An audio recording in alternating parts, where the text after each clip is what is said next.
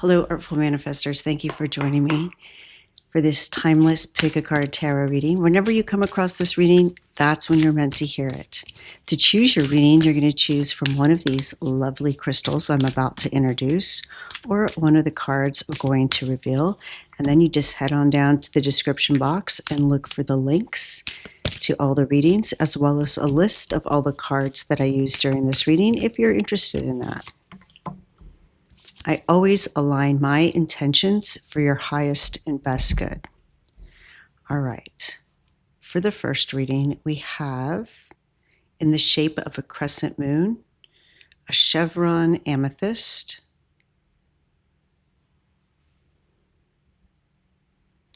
and for reading number 2, we have, in the shape of a star, crazy lace agate.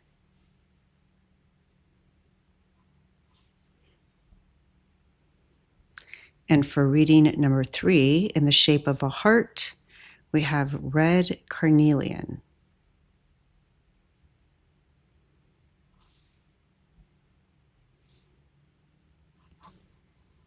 All right, let's look at the cards. For reading number 1,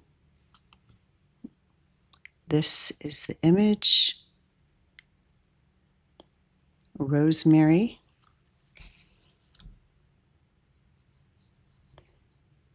And for reading number 2, this is the image, winter.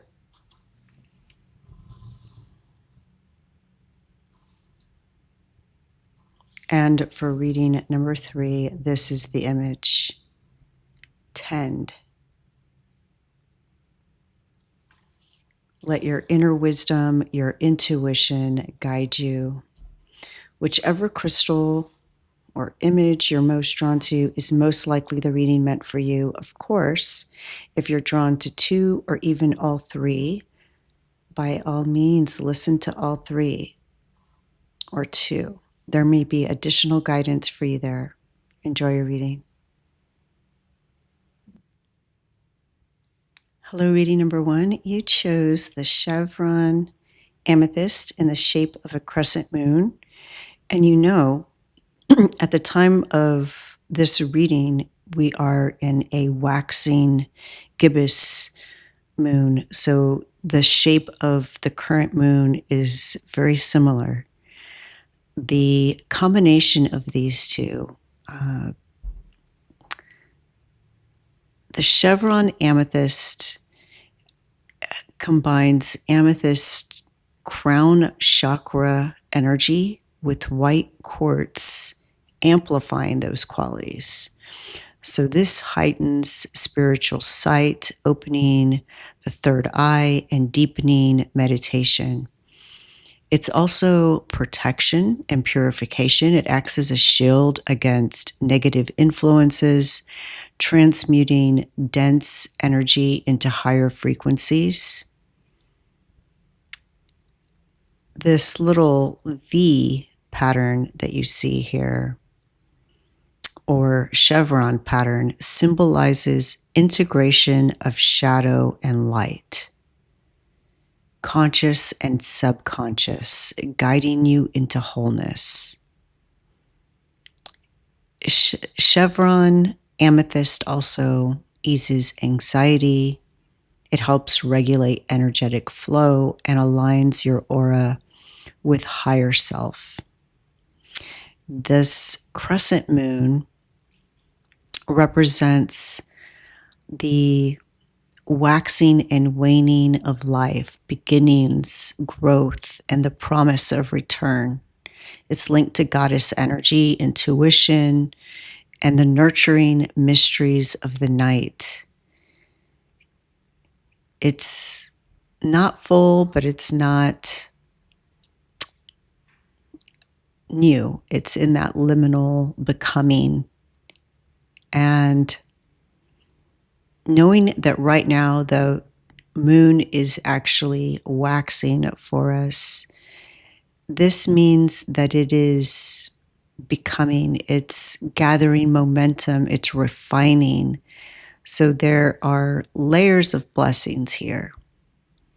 The moon swells with energy, symbolizing growth and progress, and the final polishing of intentions set at the new moon. It is a time to refine, adjust, and strengthen what you are calling in. What the guides are telling me is that there's something that you've been working on, and maybe you've had a few hurdles to jump over, and you're starting to doubt, like, are you even supposed to do this? And yes, you are. Don't give up, because the moon is almost full, which means you're almost there. You're almost realized to the full illumination of your manifestation. So this is manifestation in motion.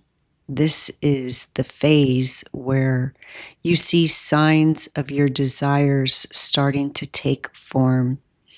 Even though it may feel like, oh, there's one more hurdle before I can post this or list this or send this, tell other people about it. But you're almost there. And the card that you chose, I love this, that it aligns so perfectly. Rosemary is also used for protection. Many people will plant rosemary near the edge of their property or by their doors, around their house, as a means of protection. Some people will even smudge with rosemary, as people do with sage and Palo Santo and other fragrant plants and trees. It's got a sturdy, woody stem. It's not like a dandelion that has its own magic, but is kind of fragile, right? It is strong and sturdy. And it says here, remembrance, loyalty, and faithfulness. And the remembrance and loyalty and faithfulness is to yourself, to your desires, to your values, to your passions. It can also be to people that you hold dear. But what your guides are telling me is that there's something that you're working on, and they want you to remember your core values that are the driving force behind this project that you're working on. Whether you have gone more than halfway through it, or you've just begun, maybe it's just in the planning stages, something that you've been thinking about, or you're almost at the end, which I sense that many of you are almost at the completion stage, but you've just had some hurdles to overcome. Your guides want you to know you are so close. Stay loyal to it. This is those final stages. And also they're showing me somebody who's, they want you to remember a time in your life when you worked really hard for something and you achieved it and you felt so proud of yourself. They want you to hold that memory of pride and accomplishment, and that's going to help you align with this manifestation and make it real and tangible and here and now. All right, let's get some tarot cards and find out more about these hurdles and how to overcome them. There's also a message of protection. So if it may not be necessarily protecting it from people, although that may be. Think of it as energy,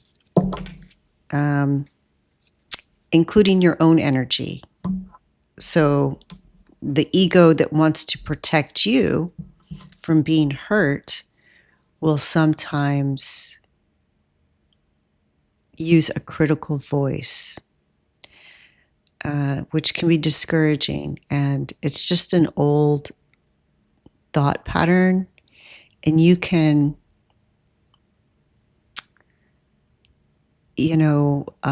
counter it with a positive thought pattern. All right, 3 cards came out. That's perfect. Let's see what we have. We have the Sun. You know what the Sun means? Completion, success, celebration. We have the 6 of Swords and the Ace of Pentacles. Lovely. I love this. All right, you know what my guides are showing me is that there's people in this card and there's people in this card. This is, you've reached your goal and you're starting a whole new chapter in reaching that goal.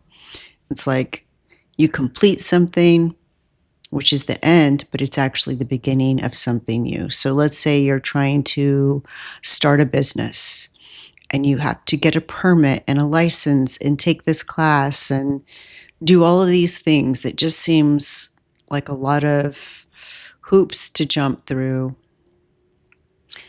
And then you finally do it. You get it online or you open your doors if it's brick and mortar. Well, then that first stage is complete. And the second stage is now you get to have the excitement of running the business and doing all of that. But it looks very positive and hopeful. To get there, I see that you may want to work with others to help you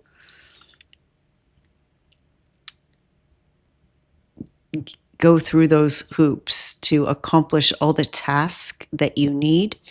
It could be that you invite in your higher self and your guides, maybe even passed on loved ones, to give you spiritual support and strength, to have the courage to help clear away any doubt. Just like the sun clears away doubt, it illuminates the path so you can see with simplicity and truth. Shadows and fear, they are diminished in the sun's light. So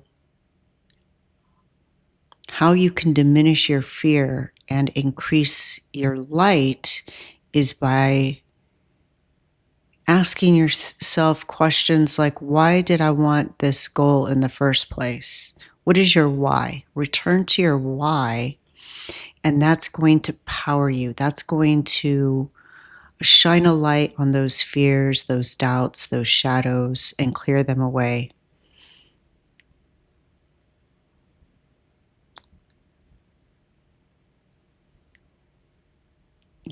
The sun also reminds you that when you pursue your goal from a place of radiance rather than pressure, energy just naturally flows.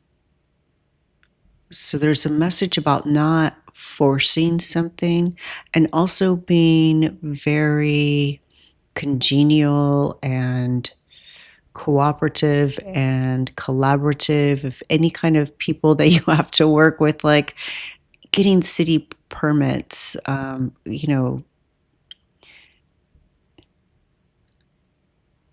feel like these, people that work at no disses intended, but I feel like there is a perception that, these people aren't always the most helpful.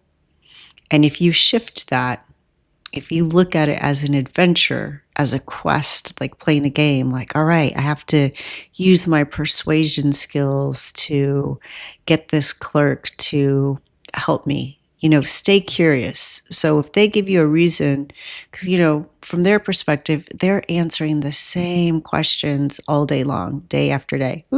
talking with my hands too much. And they get burnout. So showing compassion and being curious. If they give you a reason as to why your application isn't complete or why you can't get this permit today or whatever it is, stay curious. Okay. If you keep your voice neutral and curious, they are going to appreciate that so much because they're so used to people being angry, frustrated, defensive, right?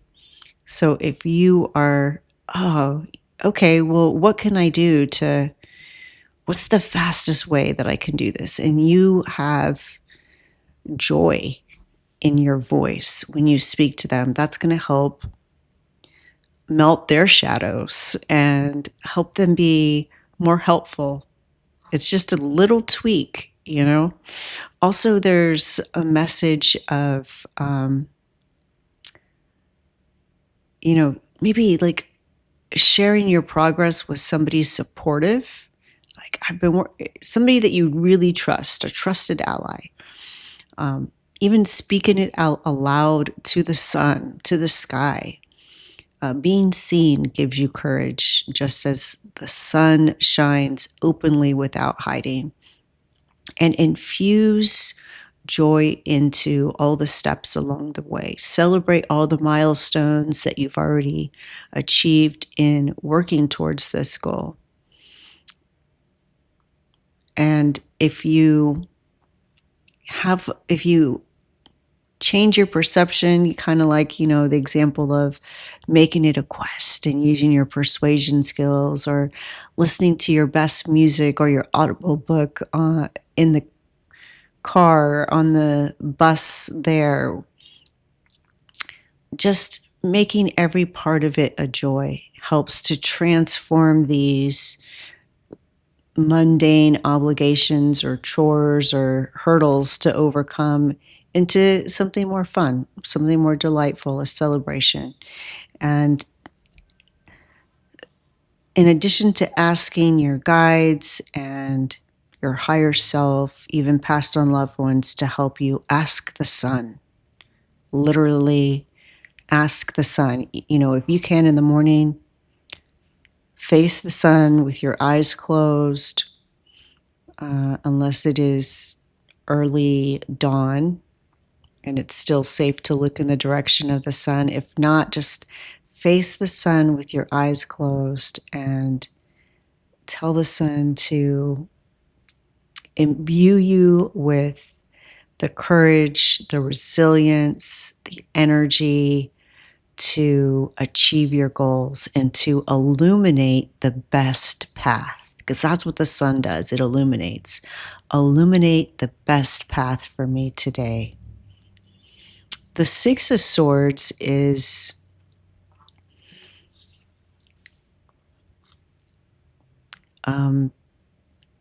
usually we see a boat, but in this case we see somebody on a broom.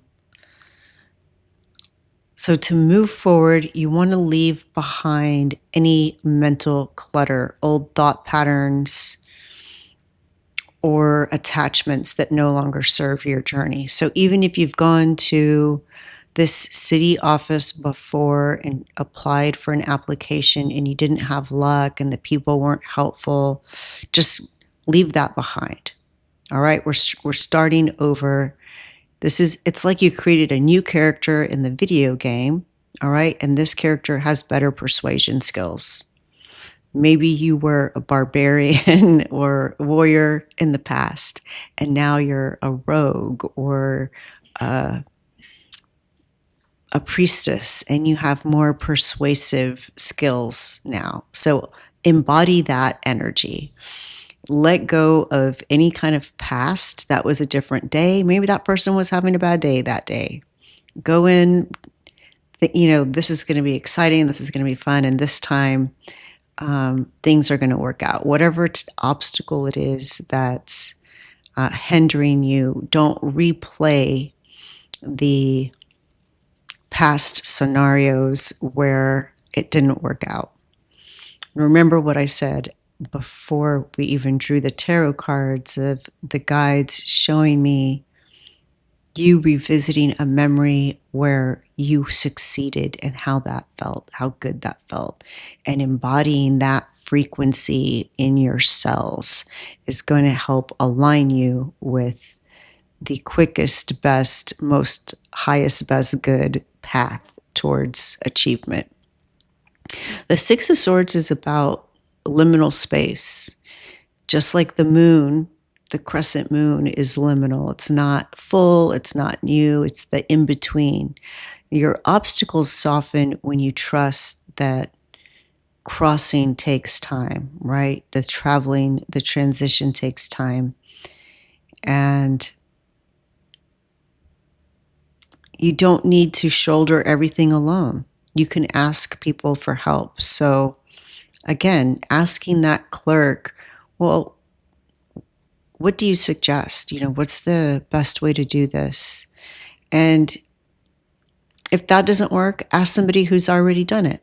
How did you do this? Because I went to the city and I applied for this thing and they weren't able to help me. And just staying open and curious and realizing that these winds of change are carrying you to the right place.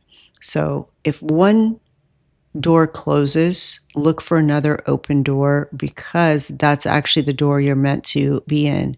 So if you go to the city and they don't let you get your permit, and then you end up asking somebody who already has a permit how they got it, there's a reason you're meant to go ask that person. There's something else there, something else to be cultivated or learned through that person or that experience. So remember that obstacles harden when you fight them. They're showing me some kind of, it's like a science experiment that I saw a video of. It's been so long. It's this really interesting kind of sand. It's a very specific kind of sand that when you press really hard on it, it resists back with just as much firmness. But if you just gently press into it, it moves and shifts. And that's what they're showing me. So there's something about being soft and gentle instead of hard that's going to dissolve those obstacles and open flow for you. Remember, swords are thoughts, they're not real. So the shift is from maybe overthinking or thinking about things based on negative past experiences or past experiences that didn't work out the way you wanted. So practice taking breaths, because swords are also air. Journaling, swords are words and writing. And that's all going to help shift. And the Ace of Pentacles that's the ultimate doorway that opens in the material, physical world. So this could be with your project, your work, your home, your health, your financial prosperity. You find yourself holding the key to something that once felt distant. It's like, am I ever going to reach this goal? Here it is. You are going to reach it. Plus the sun is success. So, the very beginning of the reading says you're going to succeed. So I see stability and growth. Pentacles are an earth sign. So what you're beginning with this is not fleeting. The seed is blessed with the potential for long-term flourishing. You step into grounded success, not just inspiration. It's alignment of your frequency, your spirit, and physical matter, your inner radiance, the sun, and the emotional release of any kind of mental clutter or beliefs, releasing those that are holding you back, that are creating resistance, and then becoming anchored in physical form. this unseen journey translates into real world blessings. So there's this journey, not just all the physical steps that you take, but the inner journey that you're going through, which is also part of the journey that you're meant to go through. There's personal growth woven into all of this. And all of that leads to this tangible result, security, real world blessings, resources, health, a stable foundation. The ace is a gift, but it's a gift that you earned. It's pure essence, just like the sun, the joy. In Pentacles, it is the essence of abundance, nourishment, and presence. You're going to feel more connected to the earth, more connected to yourself, your body, spirit, and prosperity. Reading number 1, super excited for you. Wow, I'm wishing you the best. I also got a message during this about chia seeds. I don't know if that means anything to anyone. Either you're already using chia seeds. I don't know if you have a chia pet or you're adding chia seeds to your water and drinking it, or perhaps you're using chia flower essence, or you will be. So if you already are, let me know. That's a very specific message from Spirit. Please leave a comment. I love to read your comments, and I'm wishing you the best. You're going to succeed. The light in me sees the light in you. Thank you. Bye. Hello, reading number 2. You chose this card, Winter. Excuse me. Immediately, I am sensing someone's passed on father. If your father appears to you as a red cardinal, or if your father has passed, he wants you to know he may appear to you as a red cardinal or a red bird. And he is saying hello from the other side. He's with you always.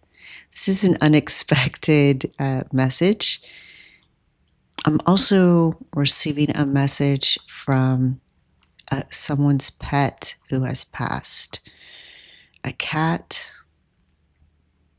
And they want you to know that they are with you in spirit. And you may still feel them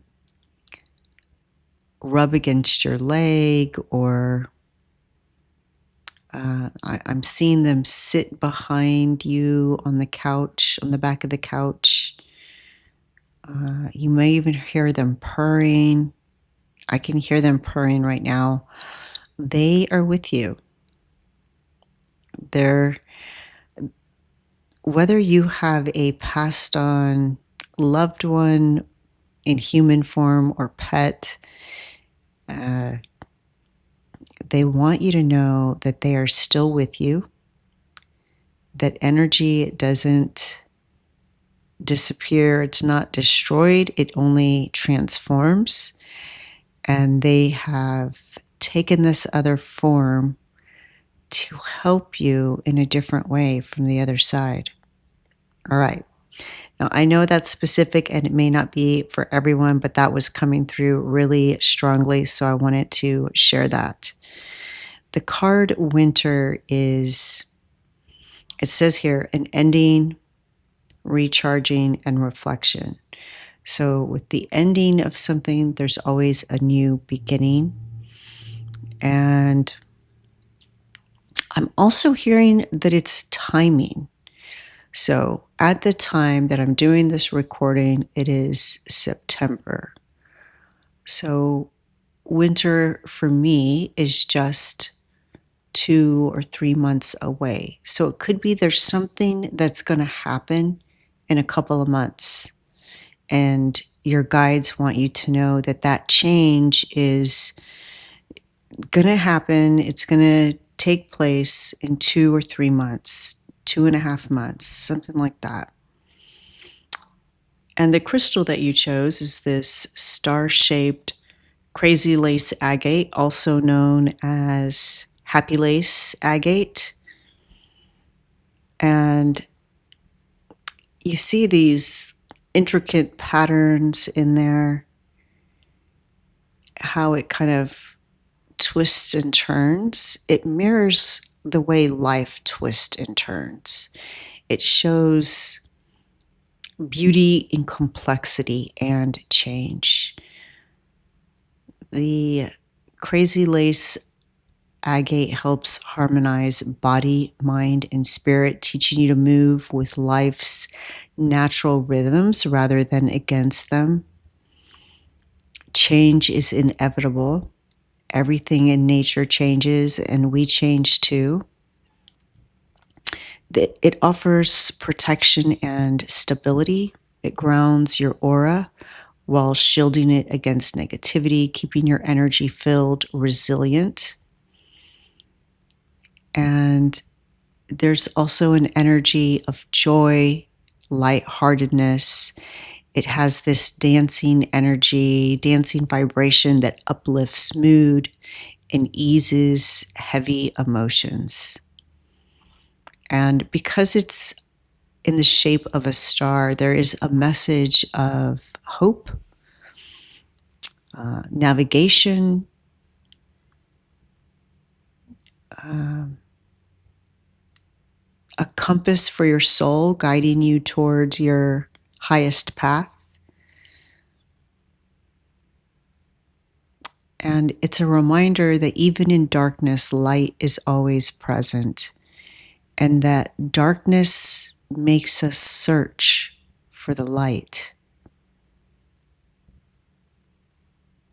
And this star shape ties your energy field to celestial currents, angelic realms, and universal order. And I'm also feeling Archangel Michael.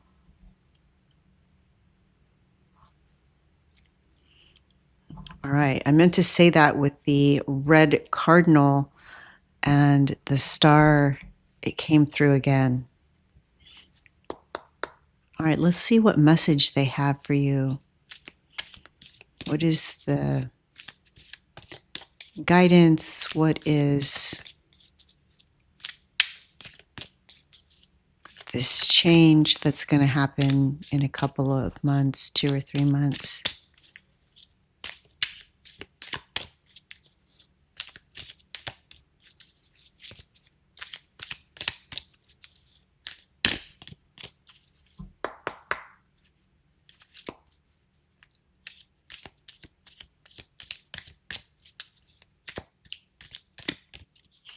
All right, Death card. Yeah, I told you there was somebody who's passed on that came through. But there's also an ending. We read that here in this card, an ending. And already they're saying to me, endings aren't bad. They're making way for something new, something better, something more aligned.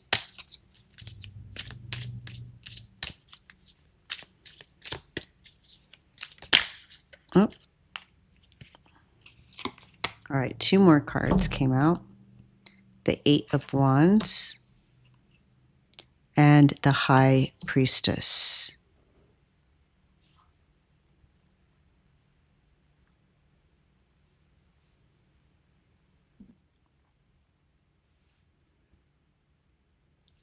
All right. Your guides want you to know that this ending will be natural, just like the season's ending is natural and the trees losing their leaves and getting pruned by nature, by lightning, by wind. It all happens very naturally. So in the span of 2 to 3 moons, something in your life that no longer serves you will naturally come to completion. This could be an identity, a role, a habit, a relationship dynamic Not necessarily a relationship, but a dynamic, could be a relationship or a way of thinking. And by the time that you notice you've outgrown certain patterns,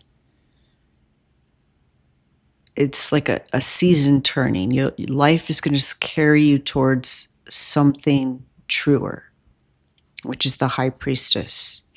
Death always carries rebirth within it. Right? Just as winter turns into spring, your spring is going to follow this, ending this completion.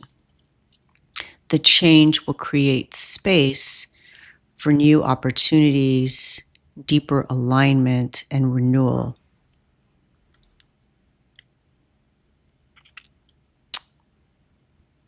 You're releasing the Eight of Wands. When I saw this death card, my next question was, what is ending? And I want you to look at the energy of this card. Eight of Wands is fast-moving energy. And as a response to what is ending, it's a feeling of being overwhelmed. It's the sense of everything happening at once. It's scattered energy. And look at the fog in this card. It's being unclear, not being focused, rushing, or feeling pushed around like you're carried on a current, that you can't navigate or you can't slow down or pause. And part of this winter is going to create that pause. It's like this external push, situations that moved because of outer pressure. So that could be other people's expectations, deadlines, just this constant go, go, go. This frantic pace. That is coming to an end, all right, in just 2 or 3 moons. It's this chasing too many things at once, spreading yourself too thin. And it's by spreading yourself too thin, scattering your energy is less potent. It's less focused. And being pulled in all these different directions is creating this fog, this mental fog.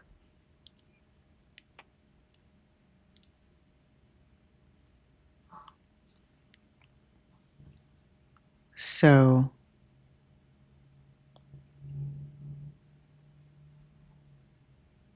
what you're moving into is the high priestess. Instead of chasing many directions, you will begin listening more deeply to the quiet voice within, and answers will come through stillness, through reflection, through recharging,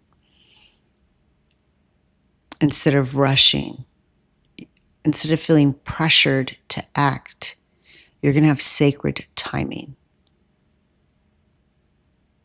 The high priestess teaches patience, the truth that not everything needs to be forced. The right opportunities unfold when they're aligned, not when they're hurried. Just like you can't force a flower to bloom. It's going to bloom when it's ready to bloom. It has to grow to a certain maturity and then it blooms. And it's the same with your ideas, your creative projects.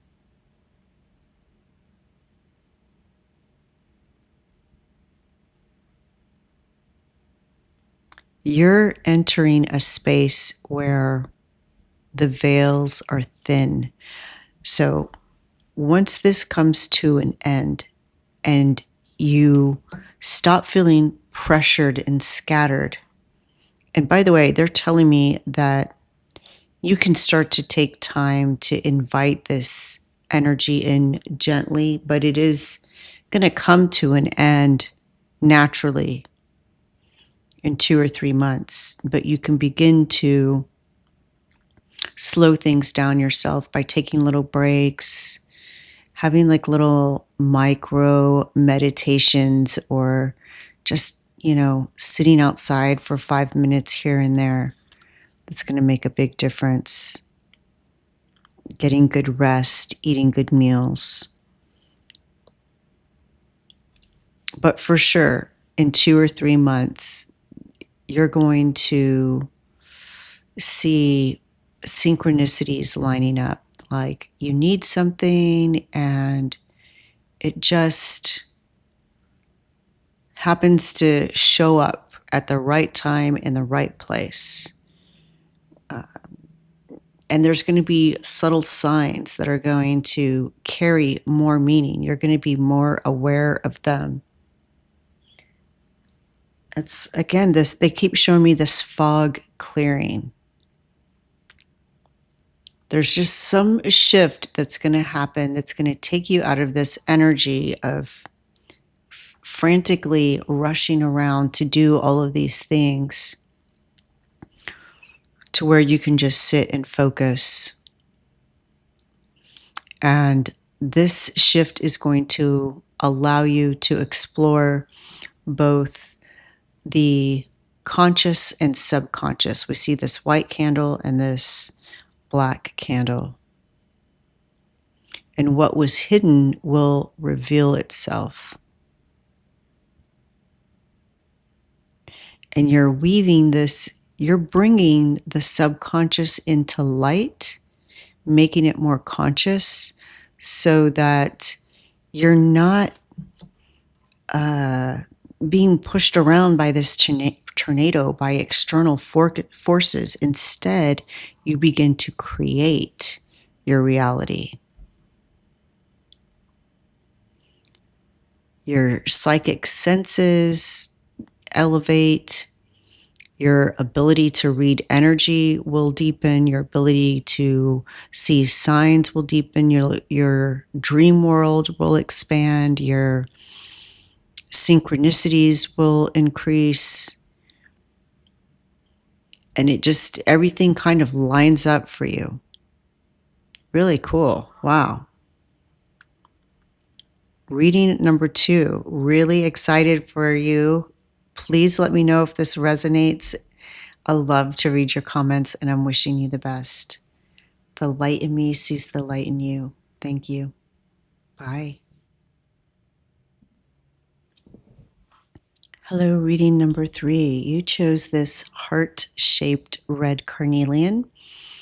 And red carnelian is a stone of life force, courage, stamina, physical strength, vitality, energy, confidence, creativity. It opens the sacral chakra, encouraging bold self-expression. It encourages artistic flow and empowered decision-making. It grounds your passion, so it connects desire to action, helping you pursue goals with both enthusiasm and discipline. It protects you against fear, burns away any hesitation, self-doubt, replacing them with motivation and resilience.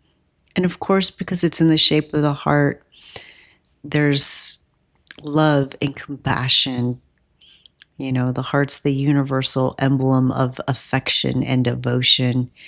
It's emotional healing, encourages gentleness, forgiveness, and the flow of love within and without. It's a union of spirit and emotion. It represents the meeting of passion with tenderness.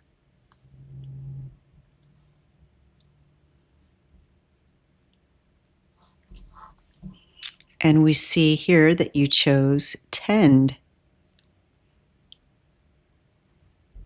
when you have a garden, you water it, you carefully plan where you plant things to make sure they don't get too much light or that they get enough light, depending on what kind of plant it is.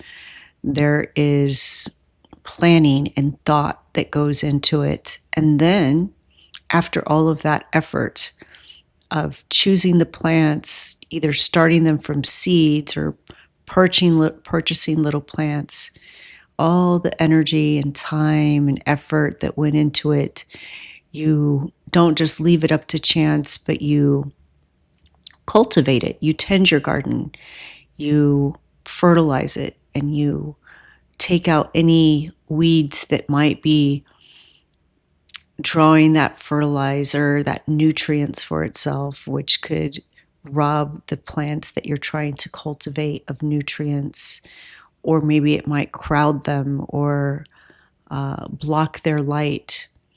And you might even prune things to focus the growth. And so this card is about doing that for yourself, for your own creative projects, for the things that you're passionate about, the things that you love, nurturing those with tenderness and passion, and in a consistent and grounded way. So let's find out more about that. Let's get some tarot cards.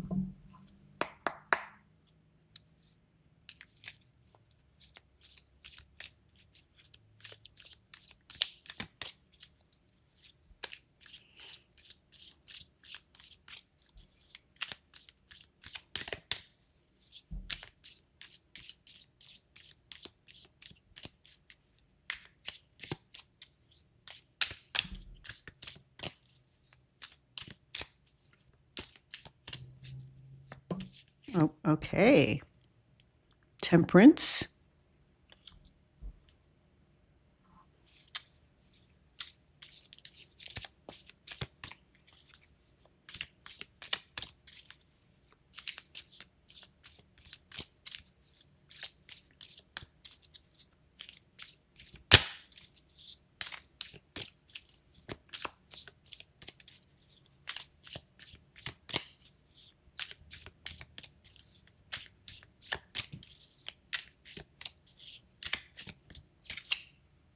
The Fool.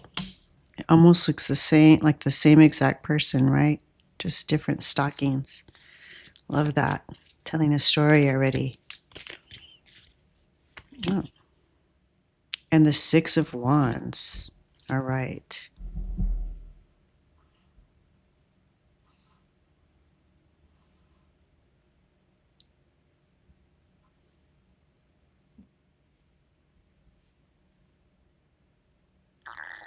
All right. The question I asked is, what do you need to prune or weed out of your life right now? And the answer is the Temperance card, which is really interesting. We see somebody doing this yoga. So it's like this gentle yet firm teacher. Think of a yoga teacher, how they're gentle but firm. And it's asking you to prune the extremes. Let go of the all or nothing tendencies, swinging between overindulgence and deprivation, overwork and burnout or collapse. Find that middle way and weed out impatience. Excuse me, 1 minute. I need to get a drink. All right. Excuse me. Weed out impatience. Temperance, ask for pacing. And it's interesting that we got this, tend the garden, and this message came up a little bit in reading number 2, that, you know, when you plant something, you can't rush it or force it. It's going to have its own timing. And so release that urge to rush, force, or demand that things unfold before they're meant to. Trust in the divine timing, and things are going to work out as they're meant to, when they're meant to, and it's for your highest and best good. Just surrender to that thought, that belief. And speaking of needing a drink, it's about balance. Many times when we see temperance, there's 2 cups of water being poured from one to the other. So balance your inner waters. Remove influences that constantly pull you out of equilibrium. So this could be relationship dynamics, thought patterns, beliefs, habits, anything that pulls you off balance. That's what you want to weed out of your internal garden. And refining your energy, just as temperance blends fire and water, prune away anything that keeps your inner elements from collaborating and working together. Anything that disrupts your internal balance.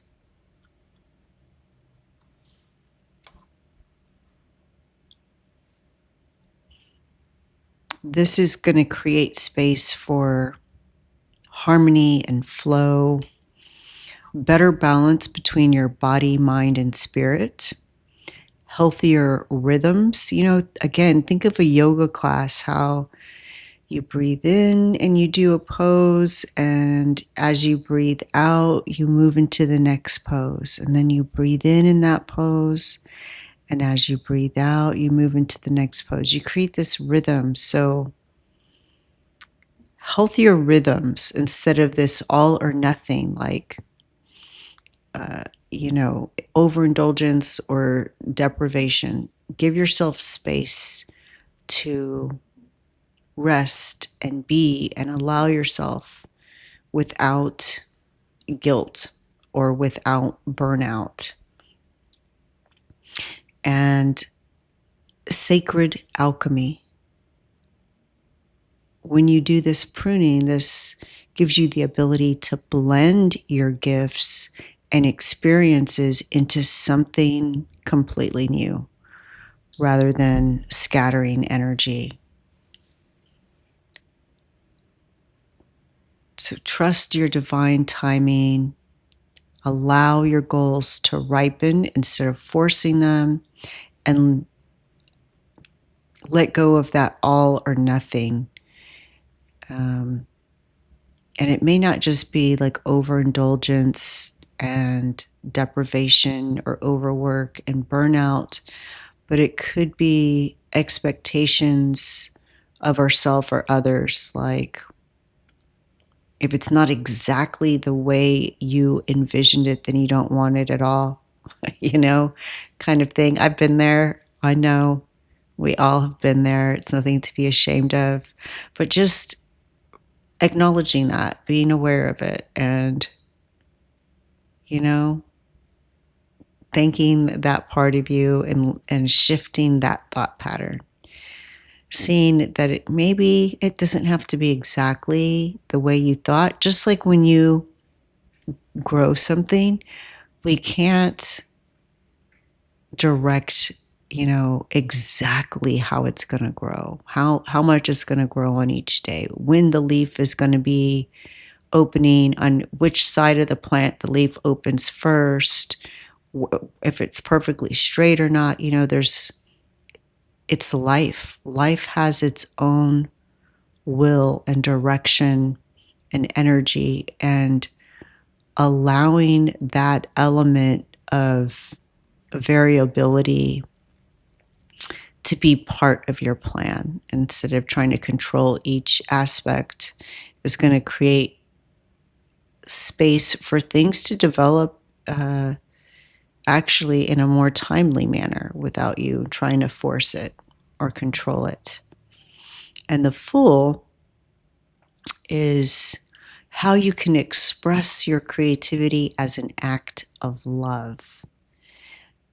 Love flows through creativity when you allow yourself to play without judgment, to play as a child does with crayons, to dance like a child or like a younger version of you, or sing in the car, sing in the shower. Step out with your creations to say, see how she's stepping out. Here I am. Her arms are raised in the victory pose.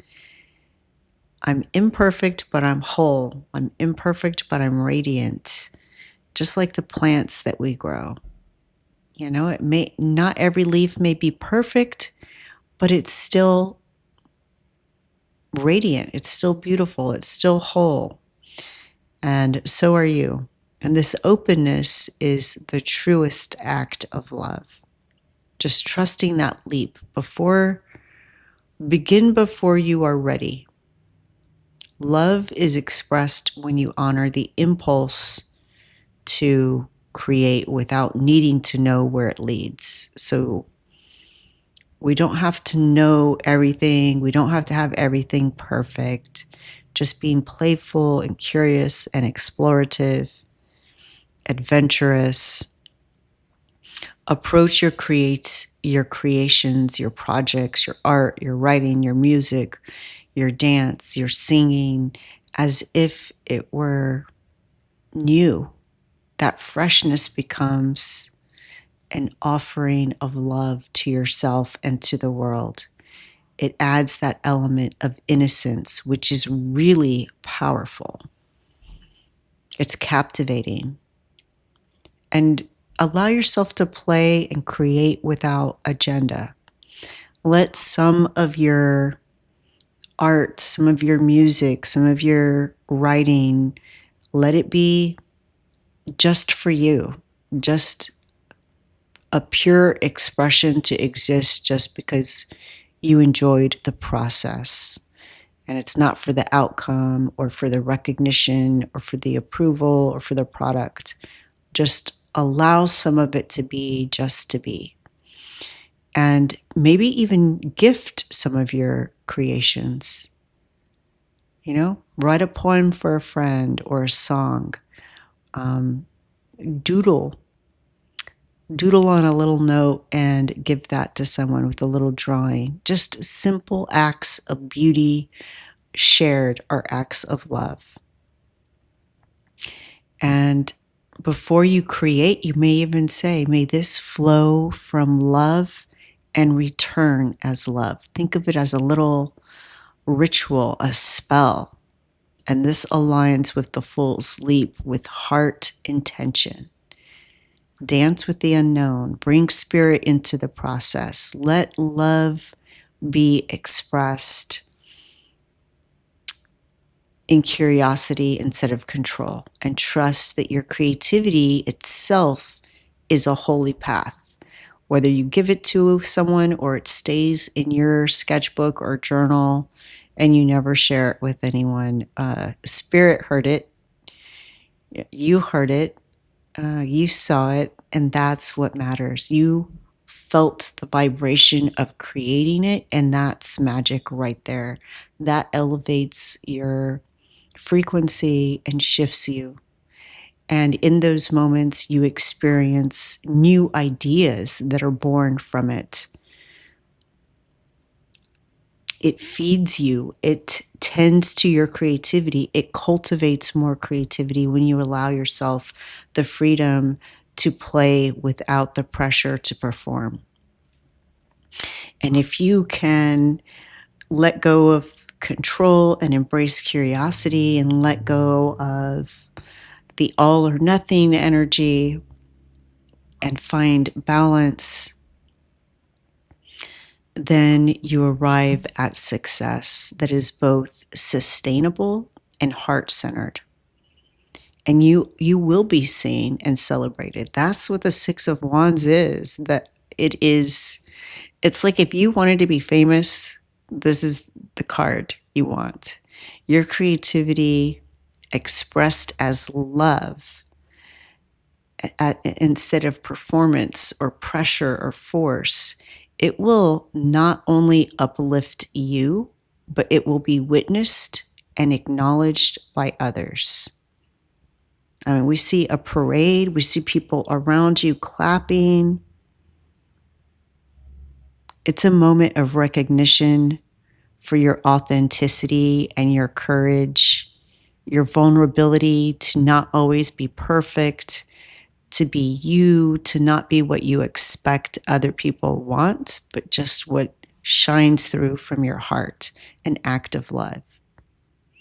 This card confirms that your efforts will bear fruit and you will stand tall and proud of what you have created and who you are becoming. So beautiful. Reading number 3, I'm so excited for you. I mean, I feel the excitement of this recognition and this adventure. Please let me know what you think. I love to read your comments, and I'm wishing you the best. The light in me sees the light in you. Thank you. Bye.